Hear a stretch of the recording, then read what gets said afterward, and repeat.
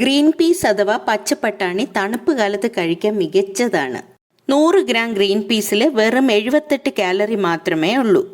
ശരീരഭാരം കുറയ്ക്കും, കൊഴുപ്പ് കുറവായതുകൊണ്ട് കൊളസ്ട്രോൾ നിയന്ത്രിക്കും, പഞ്ചസാരയുടെ അളവ് ആരോഗ്യകരമായി നിലനിർത്താനും ഗ്രീൻ പീസ് സഹായിക്കും.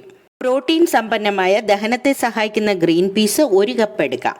ഇതിൽ 1/2 സ്പൂൺ മഞ്ഞൾപ്പൊടി, 1/2 സ്പൂൺ ഗരം മസാല, 1/4 സ്പൂൺ നല്ല ജീരകം, 10 വെളുത്തുള്ളി, 1 പച്ചമുളക്, കറിവേപ്പില, ഉപ്പ്, 1/2 കപ്പ് വെള്ളം ചേർത്ത് എല്ലാം കൂടെ വേവിക്കാം. പച്ചപ്പട്ടാണി കുതിർത്ത് വേവിക്കണം, അല്ലെങ്കിൽ ഫ്രോസൺ ഗ്രീൻ പീസ് എടുക്കാം. 1/2 കപ്പ് തേങ്ങ, 1 സ്പൂൺ പെരിഞ്ജീരകം, 5 കൊച്ചുള്ളി, ഇത്രയും നല്ല പേസ്റ്റ് പോലെ അരയ്ക്കണം. ഈ തേങ്ങാ പേസ്റ്റ് കുക്കായ ഗ്രീൻ പീസിൽ ചേർക്കാം. കൂടെ 1/2 കപ്പ് വെള്ളവും ചേർക്കാം. ഇതൊന്ന് തിളച്ചാൽ മാത്രം മതി. വെളിച്ചെണ്ണ, കടുക്, കറിവേപ്പില, മഞ്ഞൾപ്പൊടി ചേർത്ത് താളിക്കാം. വിശപ്പ് കുറയ്ക്കാൻ സഹായിക്കുന്ന ഫൈബർ റിച്ച് ഗ്രീൻ പീസ് കറി റെഡി.